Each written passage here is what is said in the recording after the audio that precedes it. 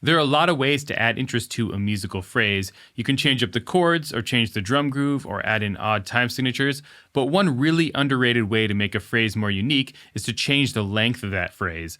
So let's take a look at irregular phrase lengths. Before we get started, hit the subscribe button and the bell icon so you don't miss any future Prog School lessons. A phrase is a musical unit that lasts a certain number of bars or measures, usually 4 or 8, and it makes a complete musical statement. To make an odd phrase length, we're going to first need to know what a common phrase length is. In most of our modern popular music, we hear phrases of 4 measures, 8 measures, 12 measures, 16 measures, etc. Really any multiple of 4. Think of a 12-bar blues or a 4-measure pop chord progression or a 32-bar jazz form, which is made up of 4 phrases of 8 bars each.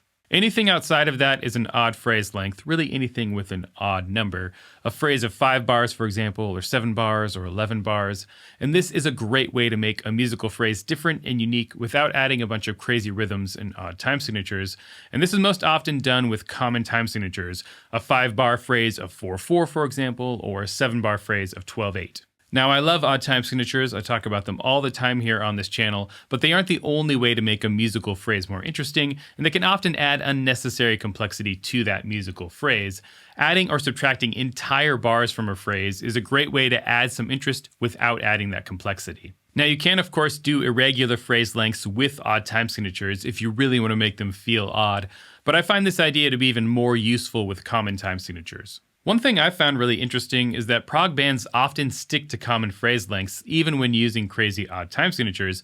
It's so ingrained in us to have those phrases end in obvious spots that even when you're dealing with odd meters, those odd meters are usually happening in phrases of 4 bars or 8 bars or 16 bars. And this can be a great way to make odd meters feel more natural. By grouping them into common phrases of 4 or 8 measures, it gives them a real natural sense of resolution. But we're talking about odd phrase lengths in this lesson, so let's take a look at a few examples. Before I get into these examples, I want to let you all know I have some availability for private lessons at the moment. I've gotten a number of students through the Prog School. It's one of my favorite things to do is to teach people that come to me through this channel because they're really focused on the kind of music that I love as well. And having individual private lessons is one of the best ways to improve more quickly. It's something I wish I would have been able to do when I was younger. I never really had a teacher, especially to kind of teach me this style of music. So if you want to improve more quickly, you can hit me up for private lessons. You can send me an email at morganwickmusic@gmail.com or DM me on Facebook or Instagram or even comment down here below. Now, back to the lesson. One band that does this fairly often is Porcupine Tree. The song Collapse the Light into Earth off of In Absentia is a perfect example of this.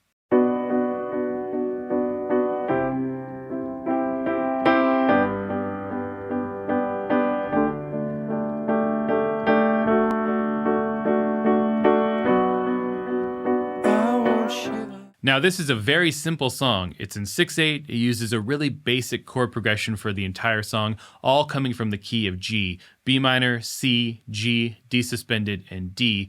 But each phrase here lasts for 5 bars. Each chord here gets its own measure. Now, you might expect this.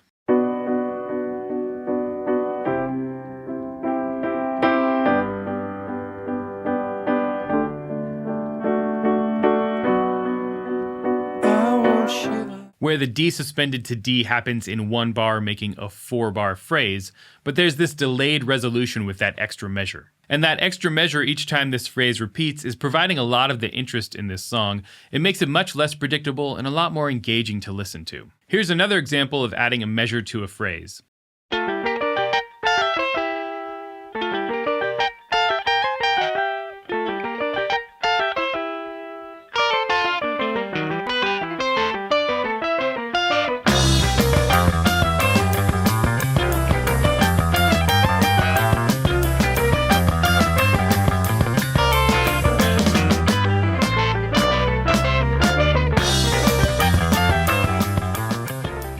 This is Long Distance Runaround by the prog giants Yes. This main riff is all in 4/4, but it lasts for a total of 9 bars.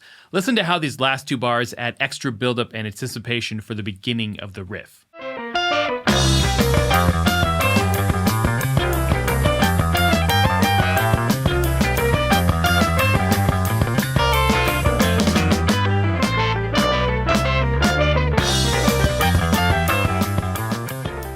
This could have easily been an 8-bar phrase.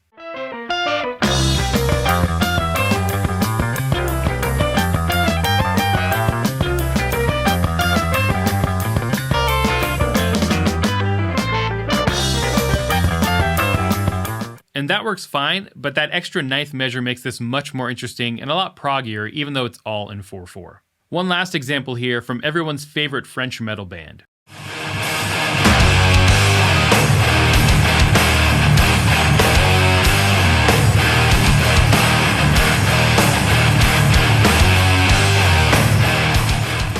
This is the main riff from Flying Whales by Gojira. This is a 7-bar riff, and here they're subtracting a measure from a common 8-bar phrase. The first half of the riff is 3 bars long, and the second half is 4 bars long.